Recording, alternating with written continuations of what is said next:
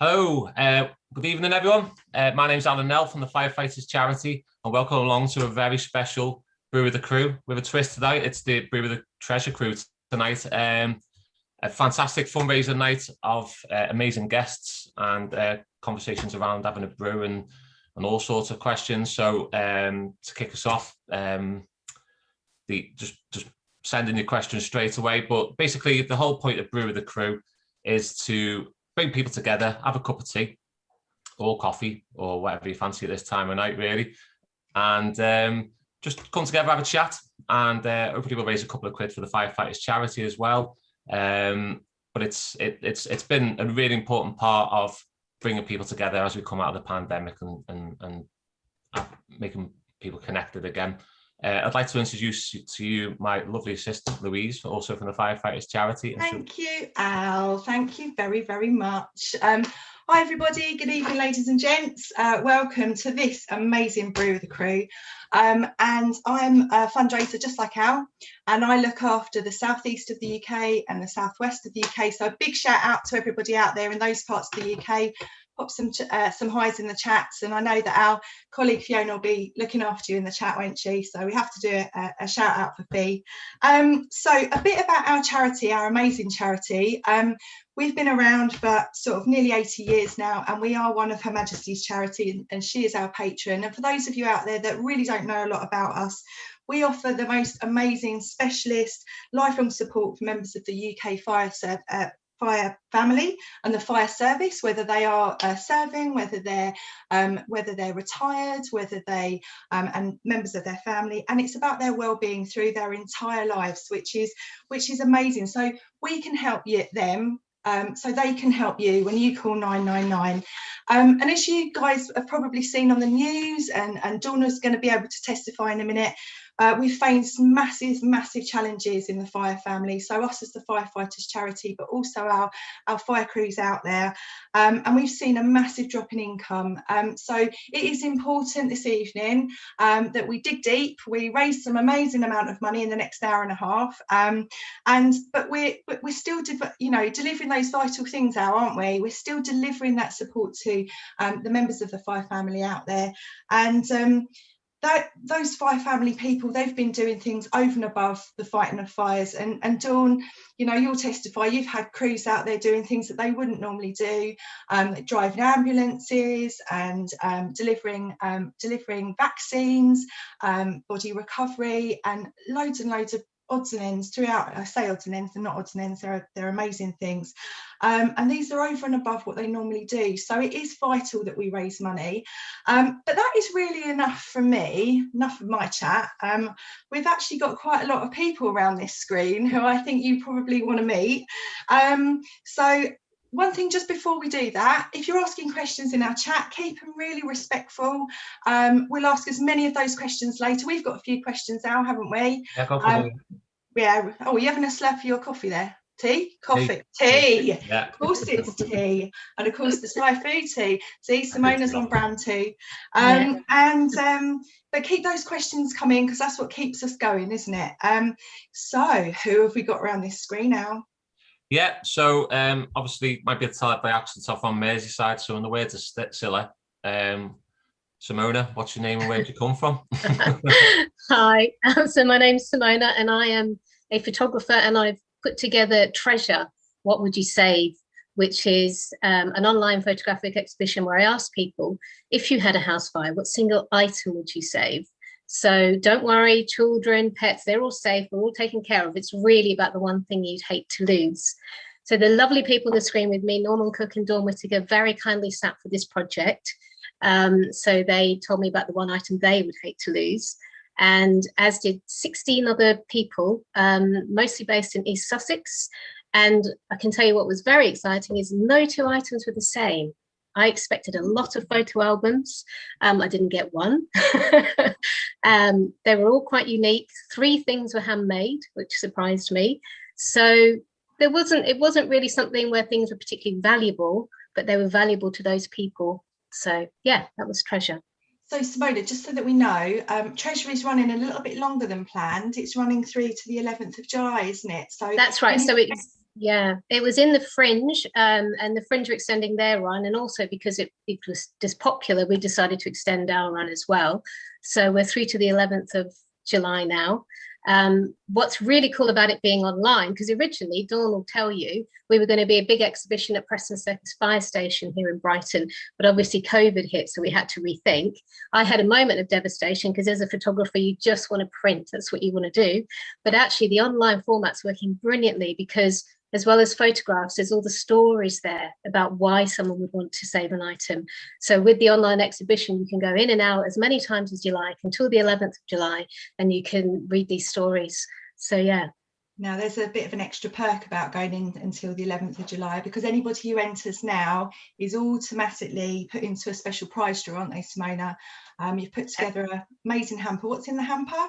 So we've got a postcard from the exhibition with a lovely quote from Norm. So when I interviewed him, he said this amazing line, which was that nostalgia can't be brought back. So I've kind of coined that as one of the treasure quotes.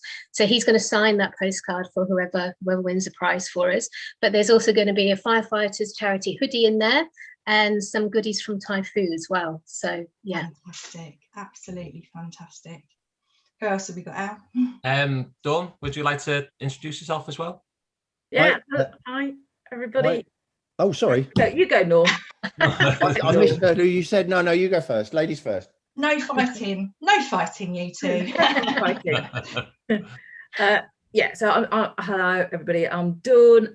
I'm the Chief Officer and Chief Exec at East Sussex Fire and Rescue Service. As Simona said, took part in her fantastic exhibition. I would encourage you, because there's some really insightful stuff on that as part of the Brighton Fringe. And yeah, I'm down here running a fire and rescue service, which has been challenging through COVID. And I think as Louise and Alan both mentioned, you know, for us, the Firefighters Charity is a lifeline in lots of ways. It's not just about the rehabilitation that's there for injured staff and their recovery to make sure they can get back to their job. It's also about mental well-being as well, and it's been a tough year for people. So, but I'm sure we'll chat more about that later. But that's me. Yeah, we will. Thank you, Dawn. And Norm, would you like to introduce yourself? Hi, my name's Norm, which sounds a lot like Dawn. I live in Brighton. I'm a Leo, and I'm a disc jockey and a wannabe fireman. Are you? What's the story there? Come on, Norm, tell us the story. Story was I've been in the music business pretty much all my life, but there's been ups and downs, and there was one particular down where everyone around me was like, you're going to actually have to get a proper job now because you're skint. And I thought about what job I'd like to do, and for some reason fireman I don't know I had this sort of vision that I wanted to be a fireman. And sort of similar to being a musician, you sit around for ages with your mates making up nicknames for each other, and then you suddenly have to go and do something really, really important. And well, I mean, obviously what I do is a bit more frivolous, but and it's a great uniform, and the chicks dig the uniform. No, I'm being flippant. But I did seriously, and I got as far as finding out what the medical involved, and was I too old, and how many inches my chest expansion was. But then luckily I got a PRS check, which kept the wolf from the door, and then I had another hit. And so, but yeah, so I think I'm figuring now at my age it's too late to be a fireman, but I've always had the greatest respect for the fire service. I think it's very underrated of all the blue light services. So yeah, I'm here as a fan of everything that they do, and trying to help you raise money. Yeah, thank you, Norm. Do you know what, Dawn? I think he might have thrown down a little bit of a challenge for himself there that we might be able to. Well, you see, the thing is, I couldn't help you be a fireman, but I can help you have a go at being a firefighter. Yeah. Because really, really important to us. We're starting we put our application line up yesterday, Norman. There is a real opportunity here. We are recruiting whole-time firefighters right now. We've been open for applications for about 48 hours. I've got 395 applications in so far.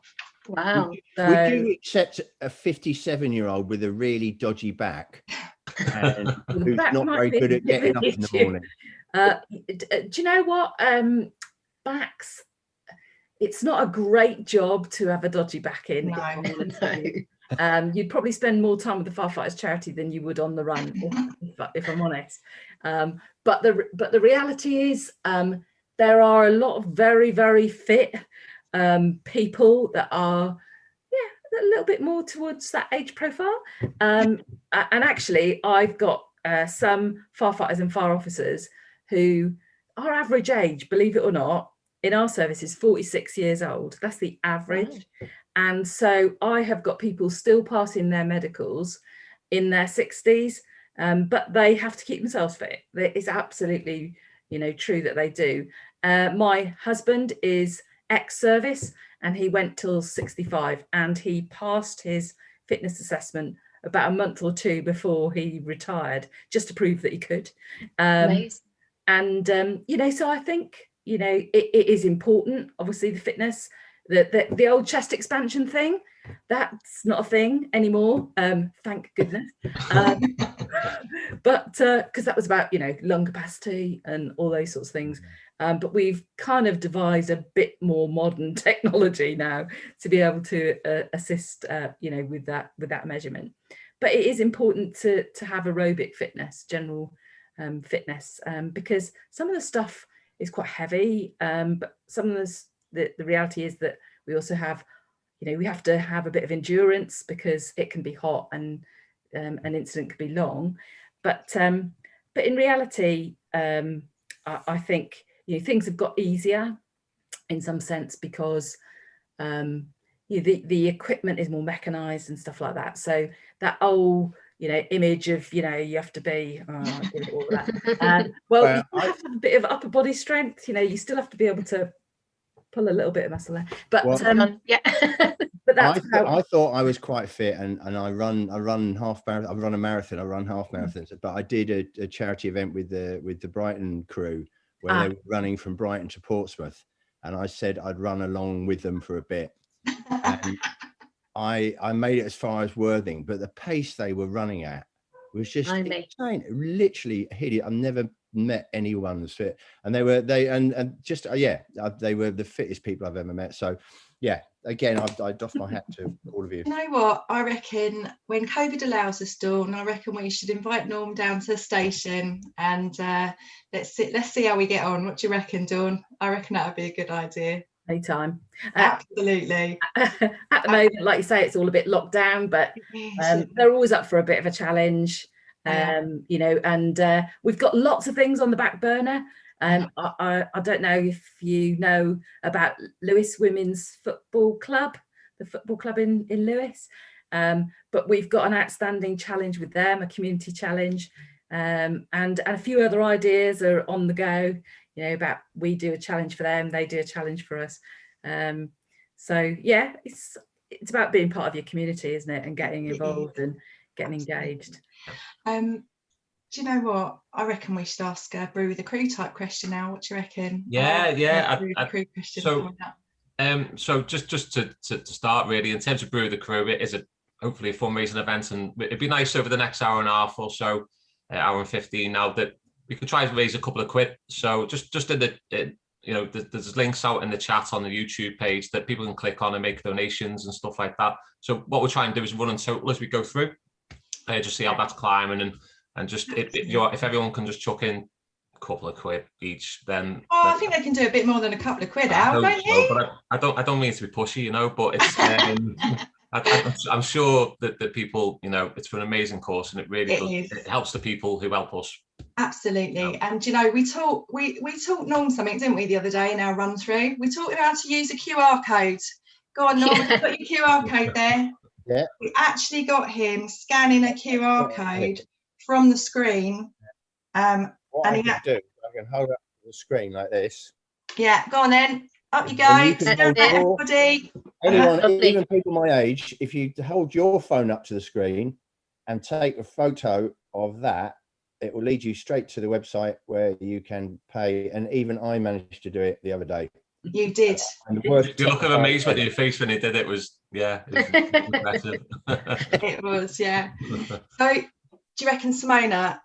So, Simona, we're going to ask you a question now. Okay. So, who is your crew, Simona, and why? So, if you were going to choose, who's your crew? Yeah, my crew at the moment is my lovely wife, George, who is a painter decorator. So when I'm not taking photographs, I'm with her, which is also hard work and keeps me fit, which is brilliant. And also our little cat, Purdy. So one of my favourite tea times is to sit out the front in the garden with the old mug and the cat and Mrs. And just relax. And we're very lucky where I live at the moment because we've got a beautiful view of something called the Tye, which is a little bit of the South Downs. It comes to the sea. So it's just stunning out there. So yeah, that's my little spot.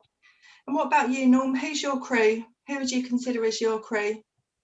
My crew currently, because I haven't been able to do my DJing job for the last 18 months. I've been working in a cafe. I own a cafe in Brighton called the Big Beach Cafe. And last November, I just got so bored, I started working there part-time. So, but we've got a great team in there, and they're my crew, quite literally. And obviously, it being a cafe, there's quite a lot of brewing going on. So, yeah, first thing I do when I get in is they make me a Thai food cappuccino. Trying to get the branding in. So my team at the Big Beach Cafe is my crew. Indeed. Awesome. How about you, Dawn? Who's your crew? Okay, I've got quite a lot of crew. So I could name the 24 stations and our trading centre. I've got 90 volunteers working for the service that have been doing a fantastic job doing befriending calls. So I have to give a shout out to the East Sussex firefighter crew. I also have a crew. I do some work nationally on water safety. I'm the national lead officer and have done some stuff on, writing strategies and trying to improve water safety and drowning prevention. So I want to give a big shout out to the National Water Safety Forum crew. That's loads of people. I'm not going to name them, but involves the RNLI, the Royal Life Saving Society, the Maritime Coast Guard Agency, Surf Life Saving, and lots of other bodies, leisure bodies, diving schools and aqua clubs, and actually lots and lots of families that advocate for water safety in the UK. So a really big thing for us, this is just I've got the opportunity, so why wouldn't I, is in April, the UN passed a resolution, big thing, for World Drowning Prevention Day. And the first World Drowning Prevention Day is going to happen on the 25th of July this year. And that's across the world. So it's big. And people are staggered when I tell them, the volume of people that lose their lives in water in a year. I'm not going to bring it down because this is a fun event, but I just wanted to give a big up to our water safety and drowning crews. And I have to tell you, last year, the Royal Life Saving Societies, lifeguards, the Coast Guard Agency, RNLI crews, boy oh boy were they busy. Yeah, absolutely. There's going to be a lot of holidaying this year, so if we have a lot of warm weather, then of course all of those messages come into play, don't they, Dawn? Absolutely. Absolutely. So what's your Brew the Crew question then now? What one I really like is, where is the best place you've ever had a brew? Where have you sat down and gone, this is just an amazing place to sit and have a brew? If it was the the top of a mountain, or you know, on holiday somewhere? Where was the point where you thought, oh, this is just the life, you know, watching the sun come down, something like that? Dawn, Norm, do you want to go first on that one? Well, you were just taking me to watching the sun go down at a place called Cafe Mambo in Ibiza. Yeah, I've been there a few We times. thought you'd say that. Which at the moment we're just trying to work out if I'm going to be there in August. Yeah, and because I'm not a drinker, I would be having a brew as the sun goes down. Well, that is a very magical place for me. Yeah, I've been a few times. I was going to say that in terms of like when you finish your sets, like is that what you do? Just sit down and chill out and have a brew kind of thing, or is it hard to come down after? When I finish my sets, no, the last thing I want is caffeine. Yeah, I was going to say, quite pumped. Yeah. Normally because it's like 5 a.m. and I've got like 4 hours before I have to go and get a plane somewhere, so sleep is quite important. After a show, to be honest, at my age and at that time of night, I'm just pointing me in the direction of my hotel room and my bed. Yeah. In my younger days, we maybe, carry on partying, but no caffeine and straight to bed for me. Absolutely. What about you, Simona? So when I was in my youth, when I was younger, I spent a year in Japan, and the best brew I've ever had was on top of the mountain, funny enough, Alan. And it was actually sunset, as you say, and it's the second tallest mountain in Japan. And so we were just above the cloud level, and it was really magical. And I have to say, my brew was a tea, but there was a tiny, tiny little drop of very nice little bit of whiskey in it, which just helped.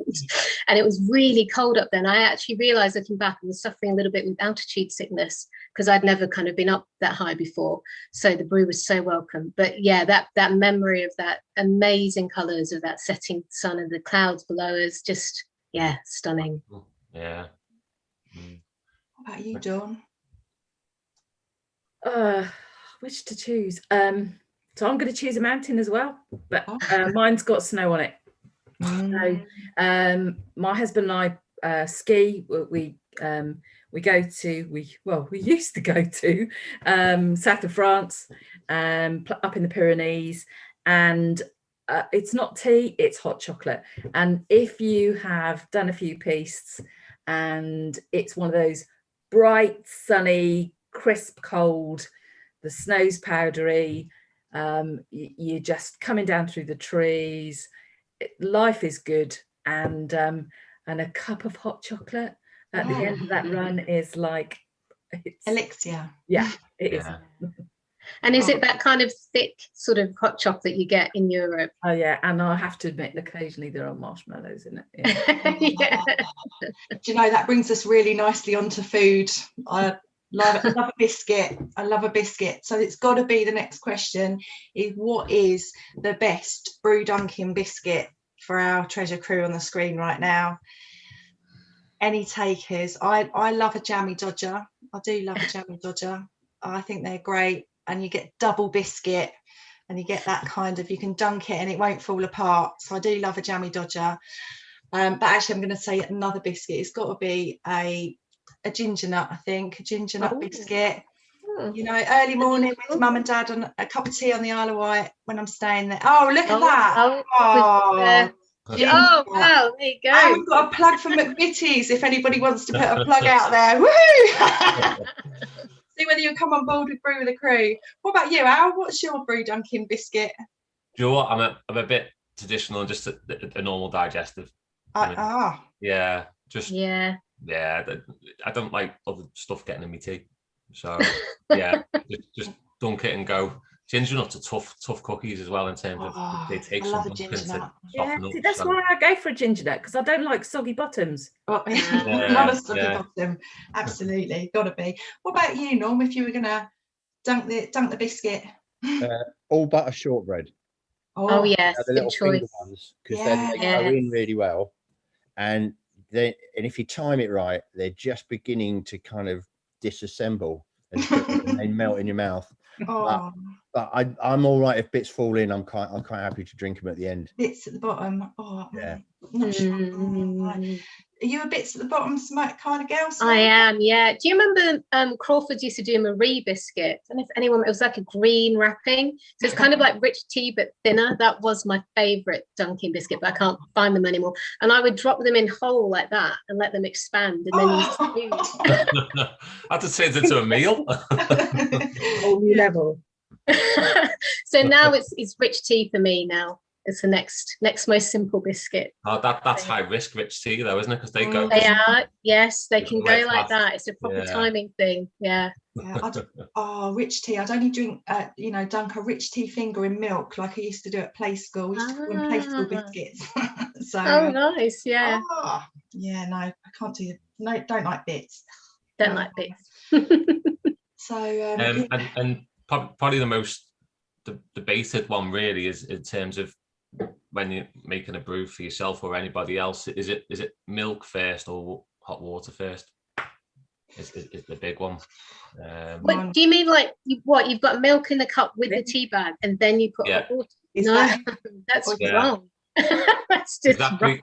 You'd be surprised how many people walk amongst us who actually do that, to be honest. You know what? Our line manager Kerry, she does that, and it's not right. Is it? It doesn't let the tea brew. It needs that hot water to brew properly, doesn't it? So yeah. Maybe in the old days when people used to, definitely make it in a teapot, so it was brewed, and then you do your milk, proper English thing.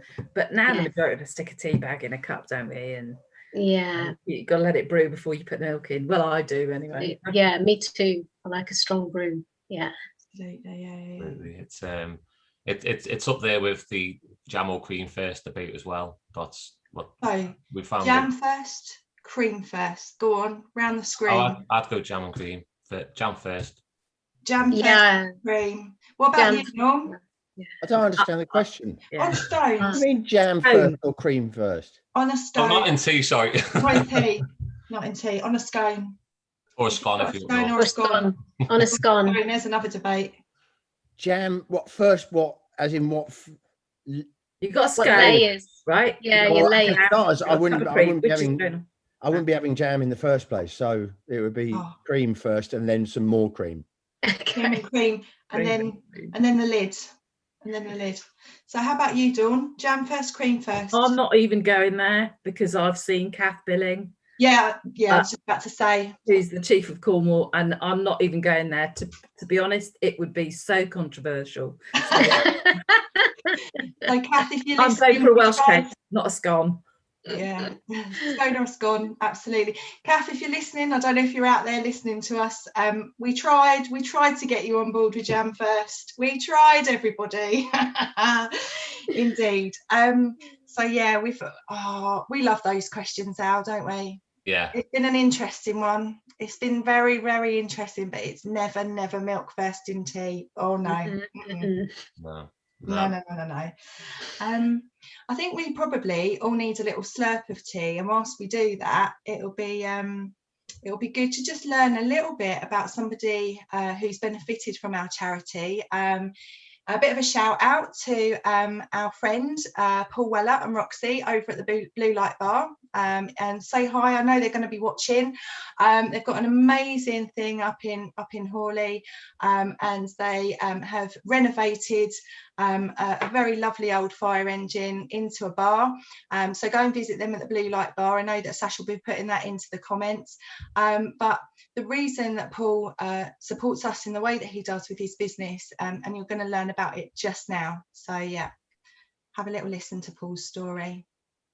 Thank you, Nick, wherever it is. Do we have to sing now?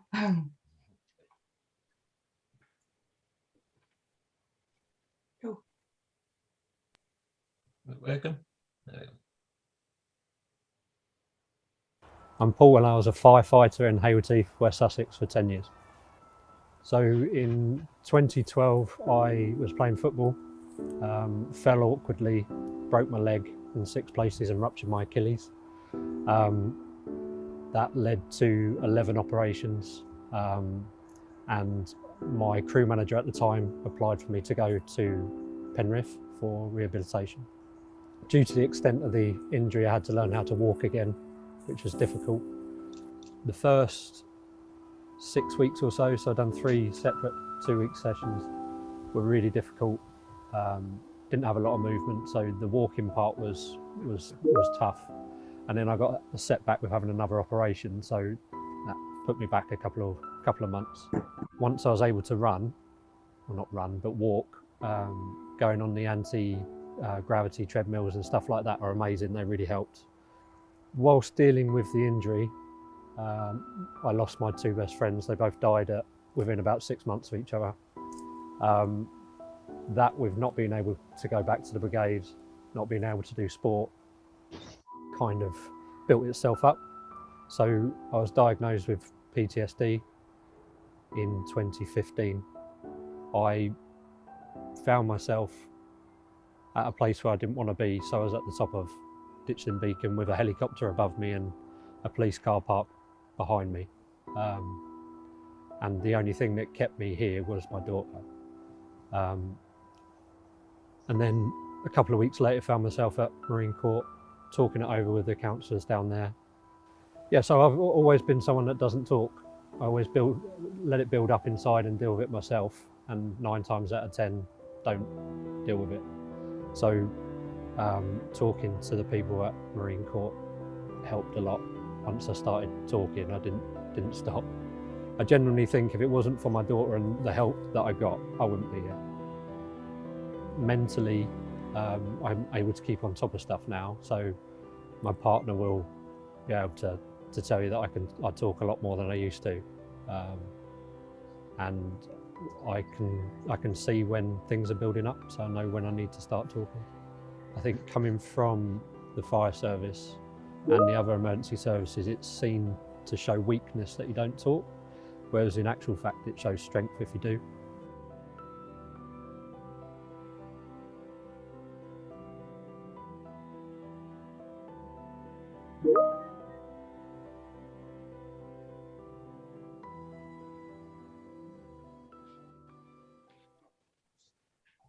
Yeah, so just a little example really of what the firefighters charity actually do to support the fire community, and I can say hand on heart, I know people who are still here because of the support of the firefighters charity, and mental health is such a big part of what the charity have to deal with. Obviously, working in the fire and rescue service, people have to see smells and stuff like that necessarily you don't want to ever see, and we hope with Brew the Crew that it helps people connect and talk to each other, and I know firsthand, I've heard since we started this campaign in May, had some lovely stories of people who work for the fire service who have been had to isolate because of health conditions and stuff like that. And there was one lady who was telling me that she's disabled, but volunteers for the fire and rescue service. And the fire crew actually came down and tidied all the garden up for her so she could host the Brew the Crew event. And I think she'd been on her own for so long that she was so made up that this happened. So I think it's just so important to talk, and Dawn, you'll know firsthand really the importance of what that cup of tea can do on a fire station or in fire control or at HQ, but when people are having a tough time, not necessarily just in the fire and rescue service as well, but also in all walks of life. But the power of what having a brew can bring to kind of sit down and just talk. I mean, how have you found with the pandemic and stuff like that? But what kind of importance does a brew play on a fire station, for example? Yeah, so I'll just start by saying thanks to Paul for coming on and sharing his story, and what a beautiful little girl he's got. So the importance of teamwork in the fire service is paramount. You're right, Alan. You see things you can't unsee. You smell things you can't unsmell. You hear things you can't unhear. And everybody accepts that because they know that is part of the job. But sometimes it is too much. And I've been in 17 years, and there are things indelibly printed on my memory. And I think the ability to handle that and to talk through it depends as well what's going on around you.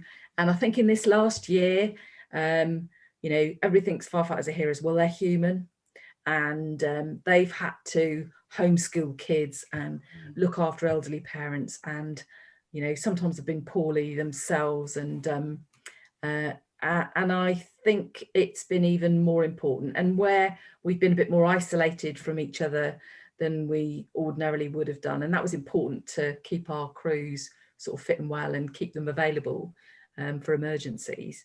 But it is important, and you know, we are still largely, although things are changing, we're still a very male-dominated service, and I don't think it's out of place for me to say, because I'm a wife and I'm a mum as well, but men are not particularly brilliant about talking about stuff, and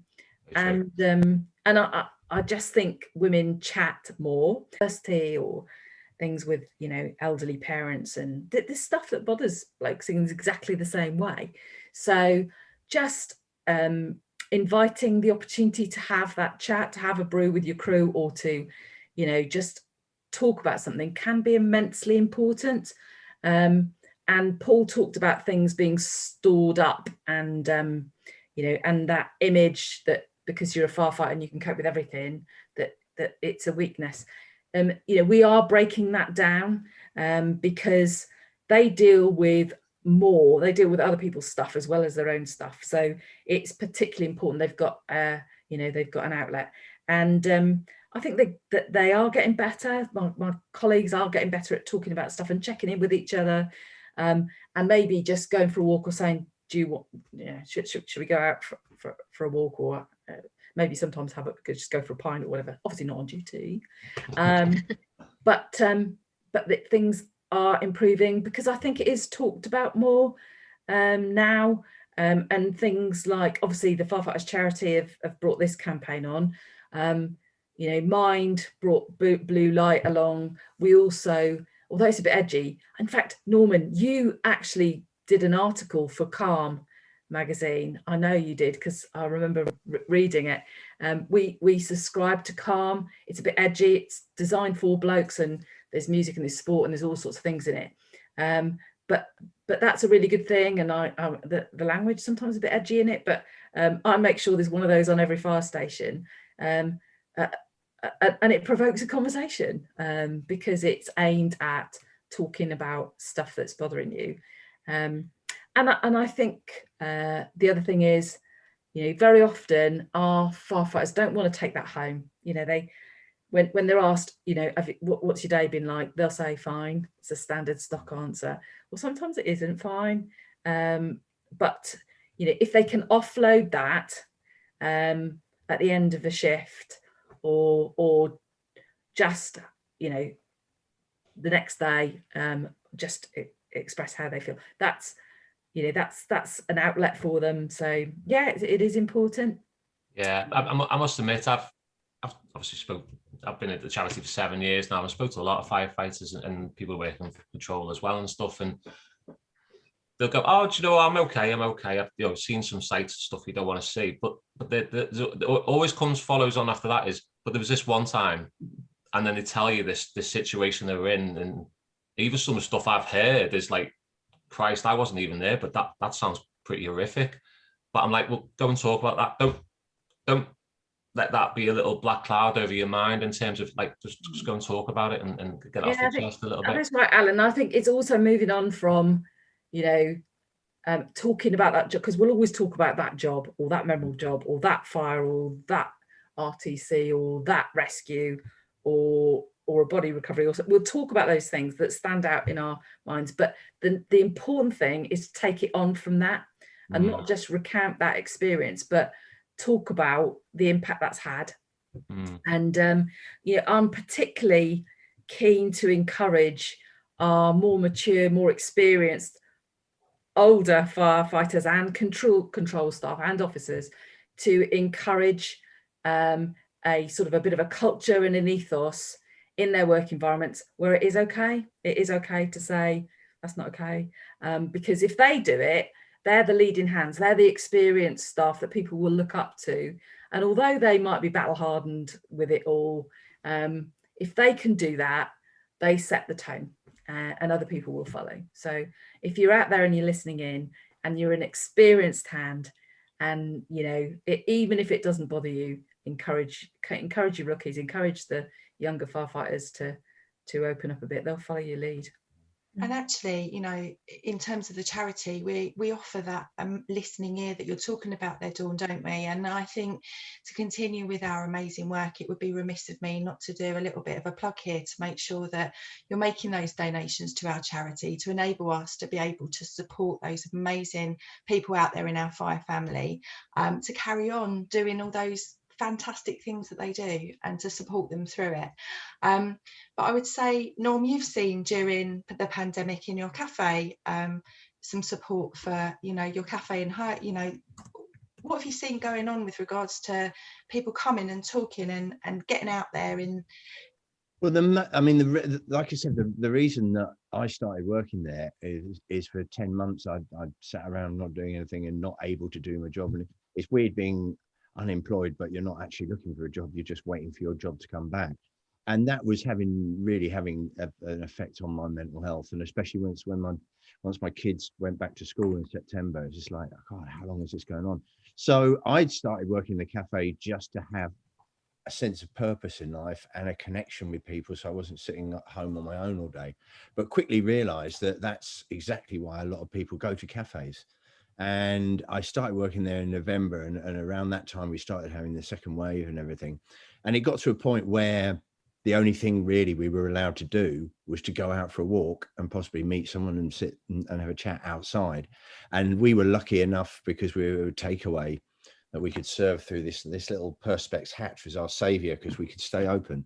But you just saw people coming out, and when everybody was homeschooling, you could see mothers who were bribing their children with ice creams in mid-January just to get out of the house and talk to another adult. And you just watch, you realize how, as humans beings, just talking to each other can, like you said, just offloading things. And whether it's to a stranger or to someone you know really well, a lot of the times once you start talking about something, it kind of dissipates it in a way. It's not festering around and ruminating in your brain. So I mean, I agreed with everything you were saying. I mean, I can only imagine what must fester around in a firefighter's brain. There's the stuff you've seen, but the hardest thing is when someone says, "How are you doing?" You automatically say, "I'm fine," even though you're not, unless you're really, really not fine. But it's sometimes hard to say that to a friend, because you kind of know what you might say to them, they'll always remember. And so sometimes that's why it's so good to have charities like what you're doing and a Mind, so you can talk to a stranger, because sometimes offloading on a stranger is easier than offloading to one of your friends. But any point in a storm, and just, yeah, if you're worried, just it's okay to say, "I'm not okay," you know. And to pick up the support for our fire family out there, pick up the support line to our charity. For those of you that are not part of the fire family, there are, as you say, there are other charities like Mind and others that are able to just listen. The Samaritans, you know, we've got those amazing charities and colleague charities. We're all colleagues together in charity world. But Simona, you know, your work that you do with photography, it's all about that human connection, and it's all about that. You must hear stories, certainly through your treasure experience. You must have heard some really interesting stories about people, you know, people not being so fine at certain times in their lives, or being fine, or, you know, talk us through. Yeah, I mean, I think obviously art is a great way to form connection, like you're saying. And you know what's been interesting about treasure, actually, is I very quickly realized it's not really about things, because the items that people are picking are all about connection. So whether it's connection to a time and a place, so like with Norm, his is very much a time and a place in his life, but actually the items sort of grew with him as his career grew. And with Dawn, yours is a massive connection to a very close person in your life. Yours is more of a kind of a box of containment, though, because you're trying to capture a moment in that person's life when they were very young. But so that's not really about the item. It's more about, they're like memory aids. And one of the questions that's Dawn's box. Dawn's was actually a cheat item, but we won't go into that because I did ask people to pick one item. So she's picked a box, but there are more than one items in that box. I'm not going to argue with the CFO of the East Sussex Fire Service though. But yeah, they're like almost like memory aids. And one of the questions, it's interesting, we were talking about men and women and how we process things differently. One of the questions I've always asked citizens, when you hold your item, what do you feel? And interestingly, a lot of the guys really struggled with that question. There would be a big pause and it'd be, what do I feel? And then they'd tell me something more technical about the item, and eventually we'd get there, but it would be a different route in. Whereas I think maybe perhaps women are more comfortable talking, using emotional words. So they would say, well, I'd feel heartbroken if this got lost, or brings me joy. So I think that's just an observation I saw with the project. So it's not to say that the guys don't feel, of course they do, but you just have to go a different route to kind of get to that answer. But yeah, certainly one of the joyful things about photography is it doesn't have to be a silo thing. Like, you can go out in groups, you can go out walking with people to take photographs. And as you're actually making your photo, it's very absorbing. So that can be very good if you do suffer with things like depression, because it's just deviating your mind onto something else, isn't it? And the act of creating can be very cathartic, I suppose. One of the things I wanted to say about Paul's story that really touched me was, it's so lifelike what happened to Paul, because it was a series of events that led him to a very dark place. It wasn't like he just woke up one day and thought, I'm completely overburdened with everything I've seen, I'm depressed. It was this fact that he broke his leg, so he couldn't do his sport anymore. And then he goes on to say how he lost some good friends. So it was this whole catalogue of events that led him there. And I think I just find your charity so amazing, because they've been there for Paul on different levels. So with the physical rehabilitation from the accident, but then also helping with the mental side of it, especially after when he lost those best friends. That must have just been horrific. So I really think I can relate to his story, that it's often that kind of build up and it takes you unaware, and then suddenly you're in a very dark space. So as Dawn was saying, if people can get in the habit of speaking, so that you don't wake up alone in that very dark place, but you've been able to kind of go, oh, actually, I think I might need a bit of help before it gets so bad. But yeah, hats off to Paul. Thank God he shares that story. I think it's brilliant. And also hats off to you, Simona, for choosing our amazing charity to fundraise. I do agree. 50% of your ticket sales for Treasure will come to the charity, to the firefighters charity, which is amazing. And you've done some sort of physical collections for us. And I have a feeling that you're part of the Fire family now, Simona. You're not. Yeah, I am, definitely. Like Norm, I've got massive respect for you guys. I grew up in Australia and was quite near some big bushfires at some point, and they've indelibly marked on my head. We used to work in the city but come home to the suburbs, and the house would be full of smoke and ash, and we'd have to pack up personal belongings and take them into the city because we didn't know what would happen with the house. So right from a young age, I've always had a real respect for fire and a huge admiration for the people that fight fire. So yeah, I'm definitely I'm signed up, I'm part of your crew now. Absolutely, you can be part of our crew. And it might be good to get the tech people to let us know how much we've raised, Al, and whether I've just been looking actually. So far we're up to £128 raised just by the time we're having a chat. So that's pretty amazing, considering what we're doing is sitting there talking about tea and stuff like that as well. So no, big thanks to all the donations so far. Let's keep doing it. We've got another 40 odd minutes left. Loads of questions booking in. Let's see how much we can raise. Also, I know there's a couple of firefighters who are on duty today. So if you're watching this back later on, because it's been recorded, you can watch it at a later date. Still not too late to donate either. So all the links are there. There's Norm. Give that a scan. Yeah, absolutely. And, then you can say you made the donation via Norman's phone. So it's absolutely. And we've talked a lot about Paul. So massive. Say that again, Dawn. People will be donating via Fatboy Slim's phone. That is amazing. So get scanning Fatboy Slim's phone. Technology in action. It's a Yeah. Beautifully held, it is. Absolutely. Now, just before, so massive thanks to Paul for sharing that, as you say, Simona. But he did actually. I think there's a question from Paul, isn't there, in there somewhere? And I think let's find Paul's question. Okay, let's have a look. And I think so Paul's question, and I think he was reading your mind. Do you know that, Dawn? He said, do you think that Brew with the Crew, Dawn, has encouraged firefighters to discuss incidents and personal problems more than they have done before? And I reckon you've pretty much answered that. And that was a question that was asked long before you answered that, so you're obviously in tune. But if anyone's out there, pop along and see Roxy and Paul at the Blue Light Bar, and they'll give you a lovely warm welcome, and they do some amazing fundraising for us. So Al, have we got any other really good questions on that chat? Yeah, first of all, I just want to give a big personal thanks to firefighters up in Shetland who, it's fair to say, Shetland have made Brew with the Crew their own. They have absolutely smashed it.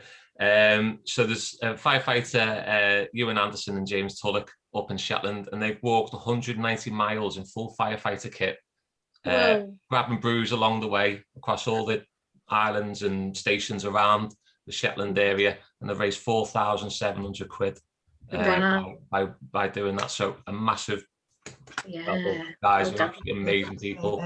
So I just want to give a thank you to them really first. Can I just do a quickie from Debbie Rushbrook, who says, Norm, what's your favourite tune to play?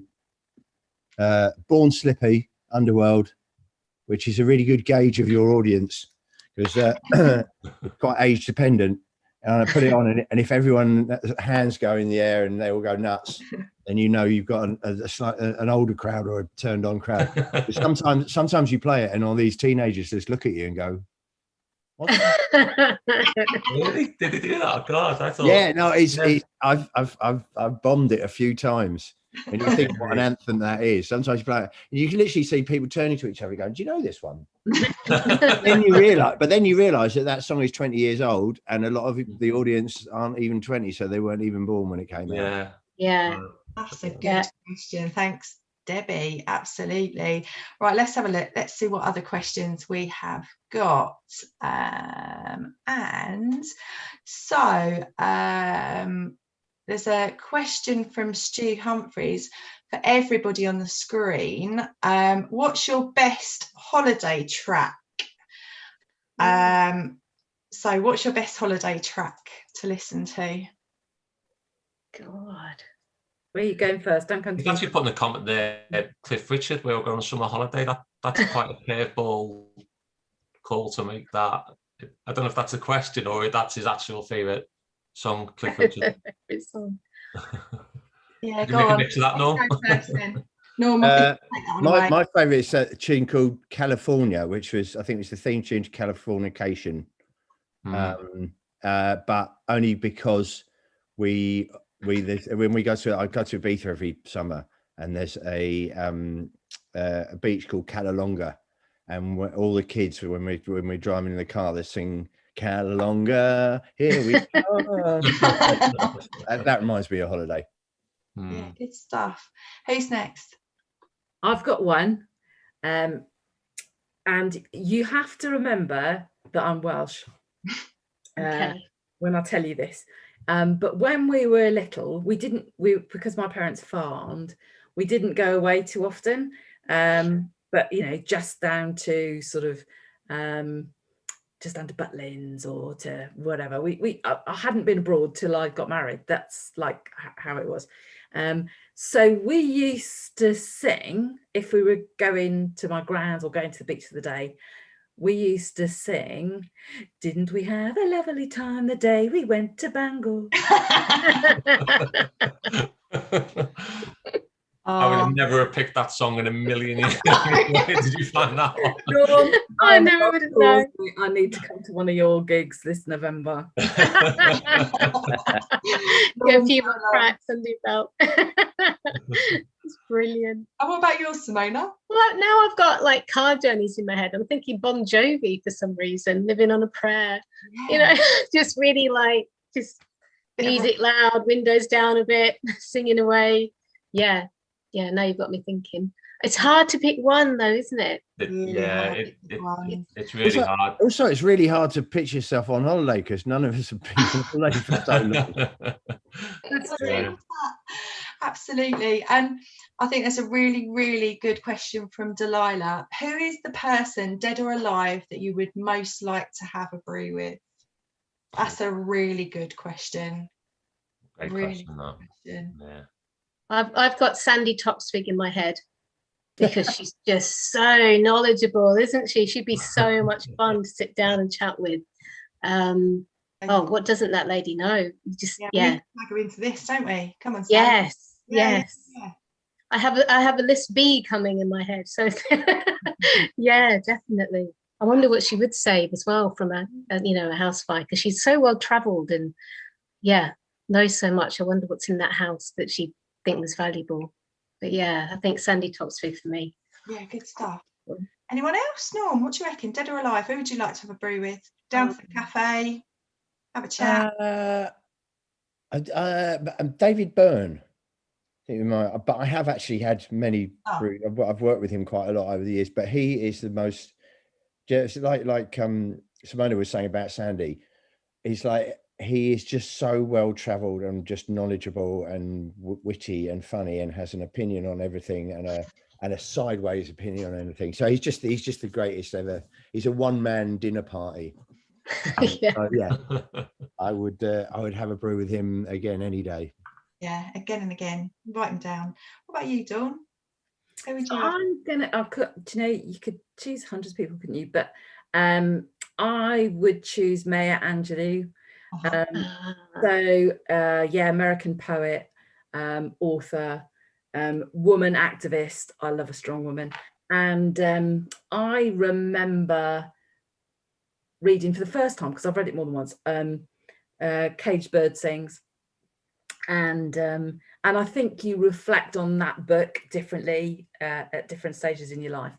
And so I was just thinking, as you were asking, who would, because I've got stuff I'd like to ask her about that book, and about life experience. So yeah, that would be interesting.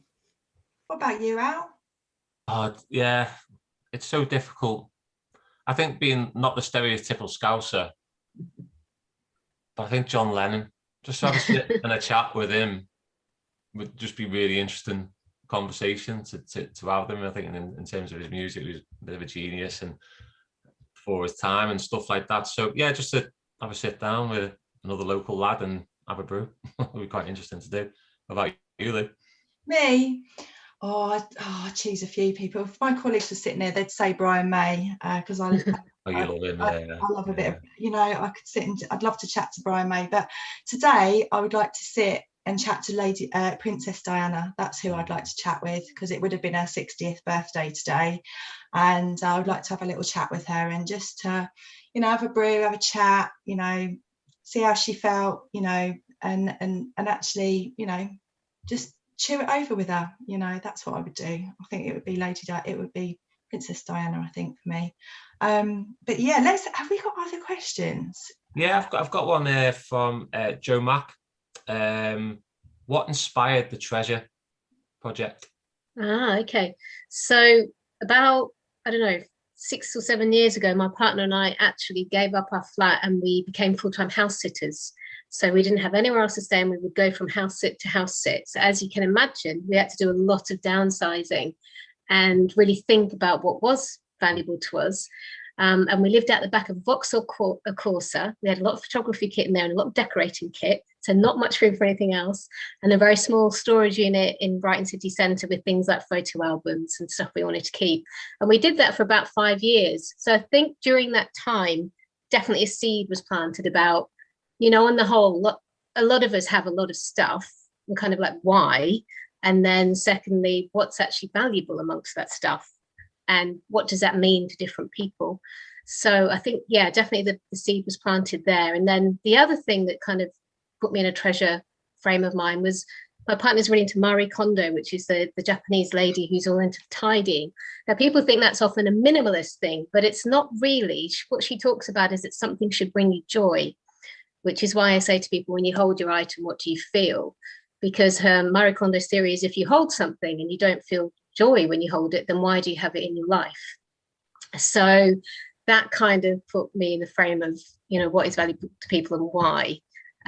So yeah, I think it was a whole storm of things, but I think it started there. And then, as I mentioned earlier, growing up in Australia with the bushfires, so fire has been in my mind. And I genuinely do have a bit of a paranoia about house fires.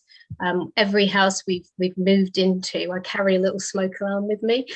So when we were house sitting, I'd put smoke alarms up. And then when we settled post the house sitting, I call on Dawn's amazing fire service, and they come and do free house checks. I don't know if people know this, but I've always got them around, especially when we lived in flats, and they come and check out the place for me, check I've got my fire routes nice and clear and what my plan would be if I had a fire, and check all the smoke detectors. And they even install them for free, actually, which I just think is a brilliant part of the East Sussex Fire Service. I don't know if that's a nationwide thing or if it's just down here in East Sussex, but thank you so much, Dawn and crew, because it does help me sleep better at night, knowing that I've got those bases covered. So yeah, but that was some of the inspiration for Treasure. Yeah, and everybody's got to go along to Treasure. If you're listening in, make sure you go. It'll be a link that will be in the queue, you know, the chat box, definitely. So the next one's really it's a really good question from Debs that we received really early on, didn't we, Al? It was so 2 questions. We'll start with Norm and then come back to you, Dawn. Norm and Dawn, the duo. So Dawn, as a woman who's worked so hard to gain an inspiring role, what advice would you give to girls in high school today? And the question also for you, Norm, is similarly, what advice would you give to aspiring music producers that might be young and thinking about going into the music industry? What advice would you give? You want me to go first? Whoever. Okay. So we do loads of conversations. In actual fact, yesterday, I worked with some colleagues from Big Shout to Royal Berkshire Fire and Rescue Service in London to put on a STEM event at the Reading Girls' School, and we set up this whole scenario as part of their a project, really. And we asked them questions about this building, evacuation strategies and all sorts of things, and got them really immersed in this, and it ran through the day and they had to think about all sorts of problems. So I like to encourage girls when I talk to them. I'm involved in a project called the Girls Network, where we mentor young women. There's loads of us that do it all over the country. It's not just fire service. You know, anybody can get involved in the Girls Network. And girls that are between the age of 14 and 19, some of them from disadvantaged backgrounds, to be the very best that they can be, whatever that is for them. And my advice to young girls out there choosing is don't limit yourself by the stereotypes that exist out there. Don't limit yourself to one thing either. Keep an open mind. Go out and try different stuff. You'll then really get to know what works for you. And also just do something that you're passionate about, because it's so much easier if you've got a job that you love and it doesn't become a dredge. So for me, that whole thing around community safety and helping people is really, really cool. So the fact that I get to do it for a job, I think is a privilege. So yeah, girls out there, don't limit yourself. Try lots of stuff, talk to lots of people, get a mentor, coach, whatever's available to you, and don't discount being a firefighter. Than you think. Go on then, Dawn to Norm. Over to you, Norm. Well, carry on. The thing that struck me most from what Dawn just said was passion. And so from in my job, I have always been passionate about music. That's all I've ever wanted to do. And to anybody who feels the same, I would say, Christ, do it, because if you can crack it, it is the best job in the world. I mean, I've never worked a day in my life. I just wander around having fun and doing stupid things. And but if you only do it if you really have a passion, because you will have to take a lot of knocks. And if you just want to be famous, then do reality TV. But if you've got a passion about music and about making a career in music, whether it's producing or being a DJ, just focus that passion and take the knocks and learn from the knocks rather than getting knocked by them. And I promise you, if you can nail it, it is the best job in the world, even better than being a fireman. Yeah. I'll tell you what, being a fundraiser, we don't have 2 days the same now, do we? I mean, it's similar for me, really. I mean, I'm ex-forces, and then I kind of fell into Civvy Street quite quickly. And I was in a job, I've got to be honest, I didn't really enjoy it that much. And then I kind of get made redundant. But in the background of that, my passion was, I started fundraising for armed forces charities, and that was my passion. And when the day came, like, right, you're redundant, I thought, right, here's my chance to go and follow my passion. And I'd say, like Norman and Dawn there, it doesn't really feel like a job. When you believe in something so much and it's a passion, then you absolutely love it, and you constantly want to improve and strive and make in the charity world. It's just an amazing place to work. I absolutely love it, the charity, and seeing firsthand how my fundraising stuff like that can affect people in the long run, in terms of, you know, I've been helped by the charity and stuff like that. I think it's absolutely amazing place to be. So I fully echo that. Like, really go for something that you absolutely want to do, and just don't give it up. Just keep going. And have fun every day. Yeah. Absolutely. We have got a really interesting question for you, Norm, actually, from Nick. What other musician would Norm like to have a brew with, so he could pick their brains about music? Well, it would probably be David Byrne again. I don't know. Whole table up around the cafe. So David Byrne's at one seat. Who would be in your other seats, Norm? Probably McCartney. Mm-hmm. He knows a thing or two. I don't know. There's music's such an intangible thing. There's nothing. You can't really learn from somebody else. All you can do is discuss. It's a bit like talking about your mental health. It's like you can't go and see. You know, if you've got a broken arm, you can go to a doctor and he can fix your broken arm. If you've got a mental health problem, all you can do is talk to other people who've experienced the same thing and share your experiences, but you never mend it. So musicians talking to each other, we just sort of share ideas, really, rather than, you know, I often get asked to, you know, will you do mentor for, there's a place in Brighton called BIM, which is, they always saying, oh, would you do some masterclass? It's like, I can't teach people, you know, I can't teach people how to do it. So no, I don't know. Paul McCartney, David Byrne, Bootsy Collins, and Iggy Pop. Cool. That's a good one. That's a cool party, isn't it? They're all good to see at a festival, all of them. My husband worked back in the day. He's retired now, and he was in the fire service. But when he was a youngster working in London, he was born in London, and he worked for Maurice Plaquet, who used to hire out music stuff, kit, big speakers, all sorts of stuff. And they used to do the gigs for Top of the Pops, remember that? And all that sort of stuff. And he had the dream job, because he'd be out delivering this stuff.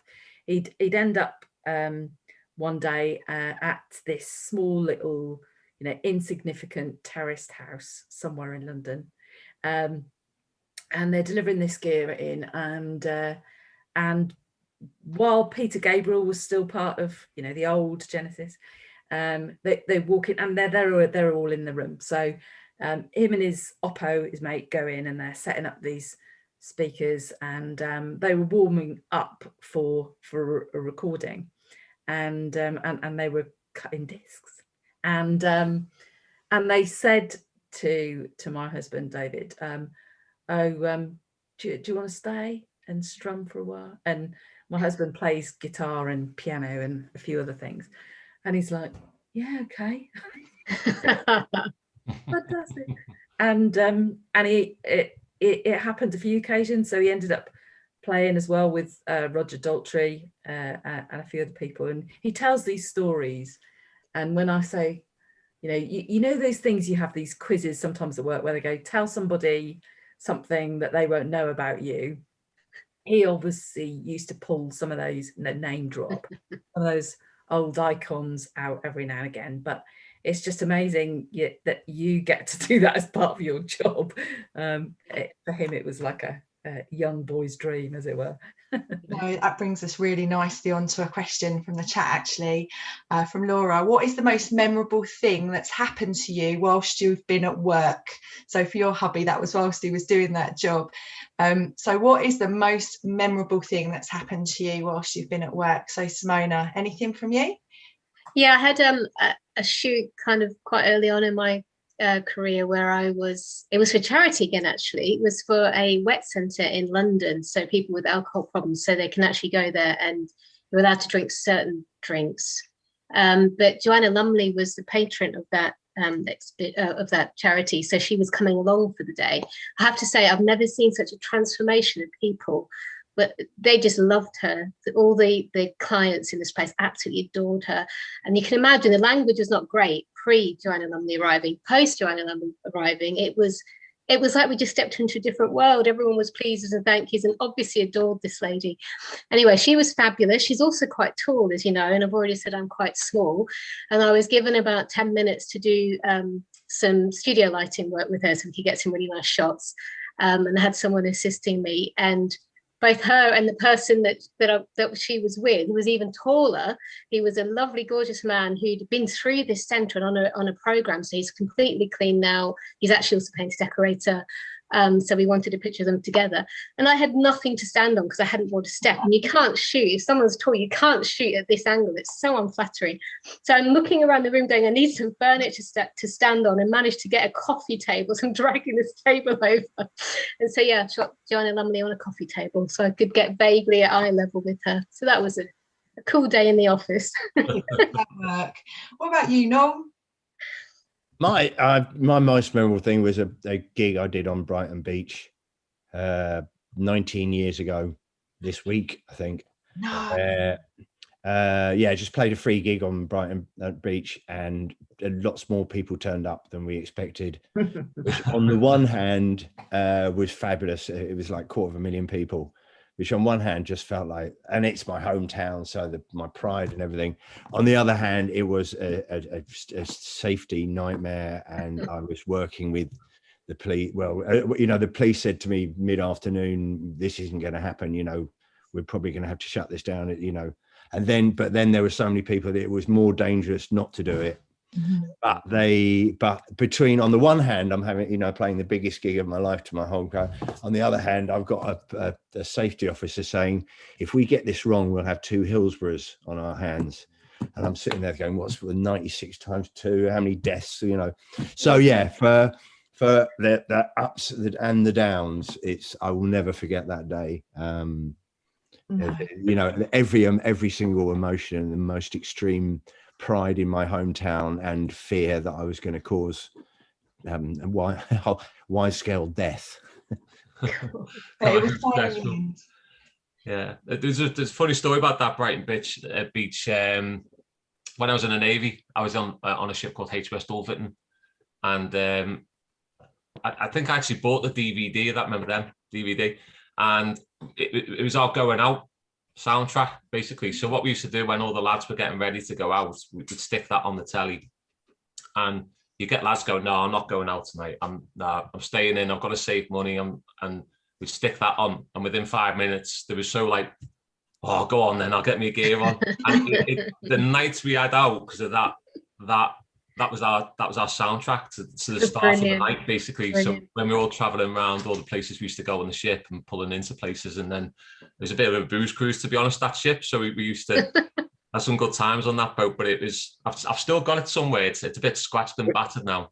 If you watch it again, next time you watch it, look at my face and you'll see the panic, the facade of me going like that. You can see how worried I am about it. Because there's people up lampposts and just sitting on top of lampposts and all sorts. The tide came in. There were people get trapped. We had to stop to move a load of people who were going to drown because the tide was coming in.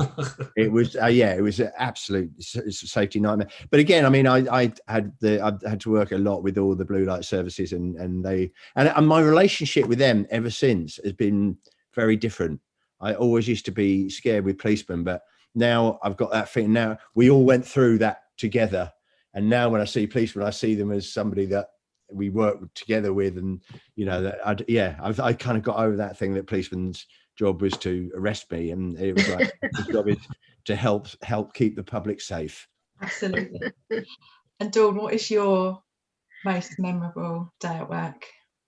Okay, there've been lots, and some of them I'm not. They're not right for tonight. But I used to work in Northamptonshire Fire and Rescue Service before I came down here, and one of the jobs that we had was to work at Silverstone when the Grand Prix was on, and much to everybody's what was it, disgust or envy, I don't know, but we used to have to go and check the pits, obviously, and make sure that everything was okay, fire safety, all that stuff, all the gear was there. And we didn't have to really, because they had their own fire crews, but we did obviously have to go to get a look at the cars and all that sort of thing. And whilst I was officially on duty at Silverstone one year, I got to meet Lewis Hamilton, and you don't expect to have a chat. They're sort of like, they're in the zone, it's their thing, and they're all. But he had a little chat, and then I got to find out that they were opening a driving school at Silverstone, and it was going to be not on the track, but they'd got a specialist track with Mercedes, and that you could book your kids on. So I thought, right, I'm doing that. So I booked my son to go and have a driving lesson. But when they officially launched it, I got an invite from Lewis to go down, and he signed, you know, Mercedes hat. My son's got it in his bedroom, and he signed the to Ethan from Lewis and stuff like that. So I guess that was quite memorable. I don't often name drop, and I don't often get opportunities like that, because it's usually sorting messes out rather than that. But that was a really upside thing to, you know, to the day job. So and did you get a drive with Lewis Hamilton? Did he drive you around the track? No, I didn't. I have. We did. My dad, when my dad had one of his big birthdays, we bought him a track day at Silverstone, and he went round on that. But I have been around Silverstone track, but it was on a motorbike. So I have ridden bikes for many years. I started with scramblers and then switched to road bikes later on. We used to have 5, but now we're reduced to 1. Wow. And I did a track day at Silverstone on my motorbike, along with a couple of other firefighters. Big up to those firefighters in Rushden, and we went down and had a cracking day. But the firefighter that I went with, one of the things was you do like a, you know, swervy skills test and go around some obstacles, and it was a slow ride exercise as well, how much you could control your bike. That was like a breeze for me, because I'd ridden scramblers, so I can stand up and hold it. But one of the firefighters I was with took a Harley. Well, he just creamed all the cones. It wasn't a lot. Excellent. Well, we've really got to mention our raffle, haven't we, Al? I was saying about signed that with Lewis signing there. We've got some really amazing stuff. So Simona, do you want to explain what we're gonna raffle off? Yeah, so we've got the lovely Mr. Cook has agreed to sign a photograph from the Treasure promotional pictures. So it's a great picture of him. He was chatting to me, because as well as the formal portrait where people are holding their item, I interviewed people and took photos as we were chatting. So Norm's got his hands up describing something about his item, and he's very good, kindly going to sign that for somebody, and we're going to frame it as well, so it will be good to pop on the wall. So any fans out there, this is it's a very unique kind of image, because there's none of these prints out there yet. So yeah, that's the raffle prize. Absolutely. And so that will be launched now. There's I know that our lovely colleague Sasha will be popping that in the chat, a link to the raffle. And how much are they a ticket, Al? Is it £1? It's just £1 a ticket, but you can get as many as you want. Every penny of that comes into the firefighters charity. So it's such a unique item. That's open till I think 8 o'clock on Sunday night. So you've got over the weekend to grab your tickets for that, and we'll keep pushing that out as well. It's a great little item. So it is. Yeah, it's literally a one-off. And can I just say, Simona, I really love that picture. I think you really caught me. Oh, good. I'm glad you do. Yeah. And what I was actually describing was the biggest fish I'd ever caught. Yeah, that's what's been going on social, hasn't it? The one that got away. And for those of you that are curious, you must go into the treasure exhibition to go and see what Dawn's items, Norman's items, and all of your other treasures that are in there, Simona. Yeah, so we've also got there's well done, Dawn. That's a pic of Norm. And I realised, Norm, as well, but in the kitchen cabinet behind you, you've got a smiley face, which you can't see so clear on this screen. But I noticed it the other day when I was processing something, because Norm's house is amazing. There are smileys everywhere. They are everywhere. Yeah, it's like, in fact, there's one behind you now, isn't there? It's Spot the Smiley. But, If you look really, have we given away the secrets of the treasure yet? No, not yet. Not yet. Because I can tell you that my object is actually in the background here. But it's, yeah. But if I go like this, you can't see it. And the one thing we can give away is that it isn't a smiley, because I've had that a lot when we've been doing the open house exhibition. Is it a smiley? That's one thing I can say, it's not. So keep guessing. Not a smiley. Can I just, while we're doing this sort of telethon fundraising thing, can I just say that if anyone donates £5 in the next 2 minutes, I'll show you my fireman's outfit. I'll dress up. A bit more than I'll dress up as a firefighter for £5. Putting that out there. Yeah, at the moment we're on 214 quid, so we've got 8 minutes left. So come on, we're looking for a £5. Absolutely. You got your kit. But no, we've not given away those items yet, Simona, have we, in terms of what those pictures are? No, it's still until the 11th is up. I think we'll be keeping that as a bit of a secret. But the other thing to say with Treasure is the tickets are really reasonably priced. They start from £3, and it's a name your price. So we're saying anywhere from 3 to 20 quid. It's whatever you want to donate. And of course, half of it is going to the fire charity. So we really wanted to make it accessible to everyone. So don't think, oh, it's a photographic exhibition. It will be really expensive, because it's not. It's massively accessible. And the other cool thing about it being online, of course, is that you can keep using the ticket until the 11th. So yeah, it's go and visit and revisit. Have we had that £5 now? I'm just waiting for the team to update us on what we're at. Should we do a quick question while they're doing it? Yeah. By the way, George Thompson says the burgers and chips at Norm's Big Beach Cafe are phenomenal. The endorsement for the burger and chips. I can say that's very true. I had a burger there not long ago. It was delicious. Yeah. Oh, and a big thanks to Pete, who's just put £10 in. Yeah.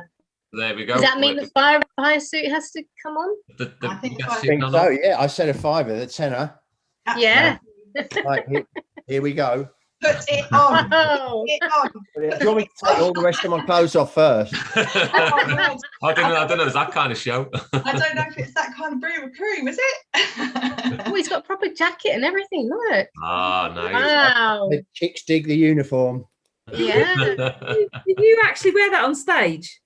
I have worn it on stage. Yeah, it's it's my sort of festival, because it's all weather. But it's an NYPD one.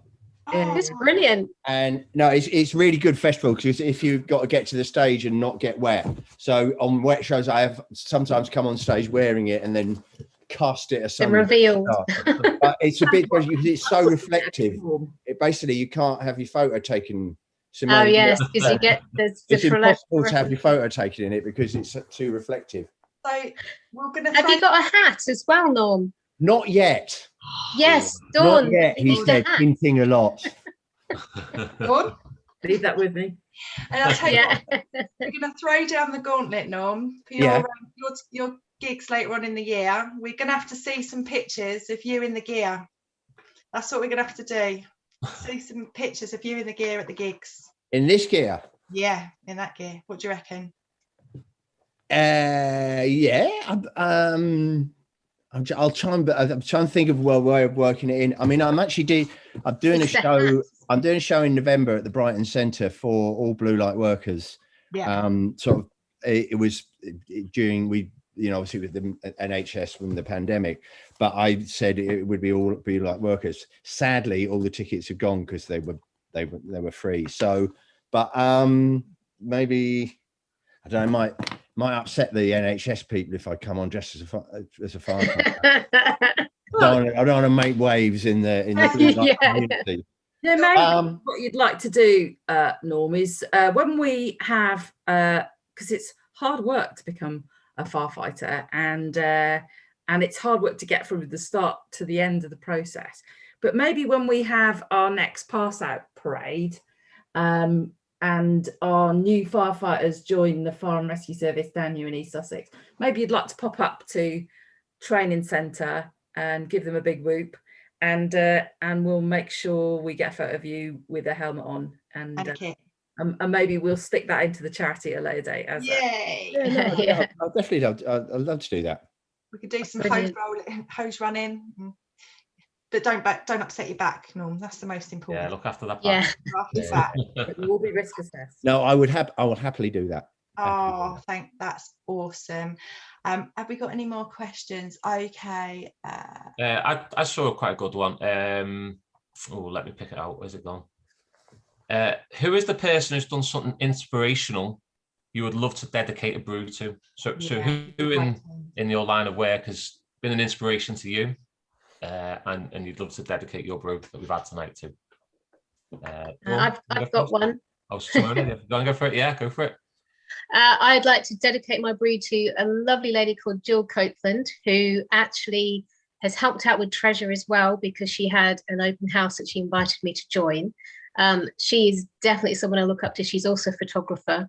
She's been in the industry for a long time, started shooting when she was 16, when she was told in a careers event, actually, that she couldn't be a photographer because women weren't photographers. But luckily, Jill just ignored that and ploughed on. And she's a great inspiration and a mentor to me. So that's my brew for Jill. Thanks, Jill. Brilliant. Dawn, who do you fancy for that one? Okay, well, I'm going to dedicate my brew to Danny Cotton. Danny, fire commissioner in London, and the first woman to be commissioner of London Fire Brigade. Danny's a friend. She's a great human. She's out there doing charity work now. She's obviously retired, and she had a tough few years at the end of her career, but she served as a firefighter in London for a lot of years, and at a time when actually it was quite tough to be a woman in the service. So this one's for you, Danny. Yeah, that's a good one, Dawn. Yes, Norm. Who you thinking, Norm? I think my most inspirational person would be Imelda Glackin, who is the CEO of Martlet's Hospice, which, though I've been flirting with you, I am fully in bed with Martlet's as our ambassador. And she kind of recruited me by opening up. She's, I lost my father-in-law, and he spent his last days at Martlet, so that was what sort of drew me in.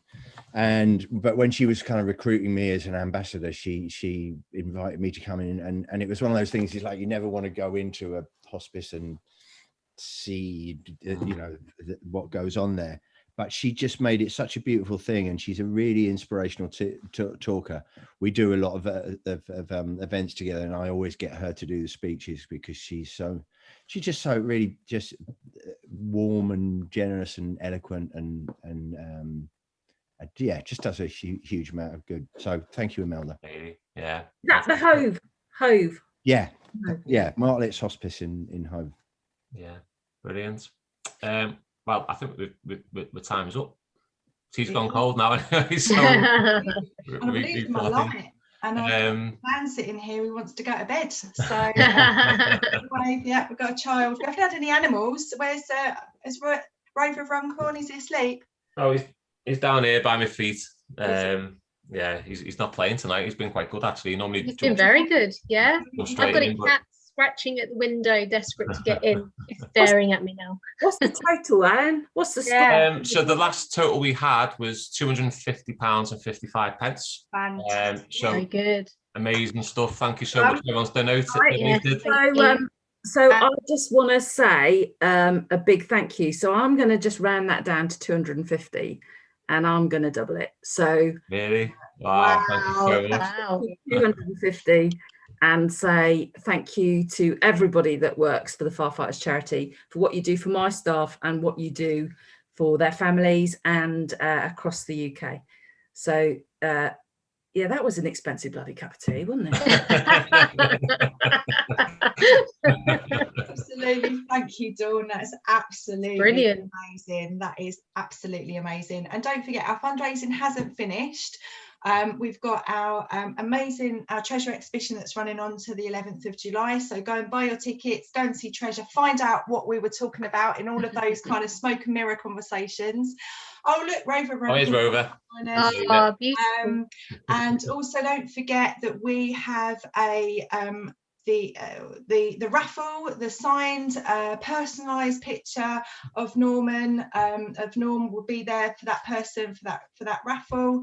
That will be carrying on until Sunday, Ali said, wasn't it? Sunday 8 So, o'clock, yeah. yeah, and we've got that prize giving as part of the treasure exhibition too. So once we've scooped all of that brew stuff up, then we will be able to tell you. But thank you all for that amazing, and thank you, Dawn, for doubling it for us. Thank you to Simona for bringing us all together, because you've been the girl for all of this, bringing us all together. So thank you so much. And thank you to the one, the only Norm, also known as Yeah, thank you. for coming. Thank you. Well, it's been a pleasure to have a brew with you. Thanks for inviting me. Yeah, and be a friend, Norm.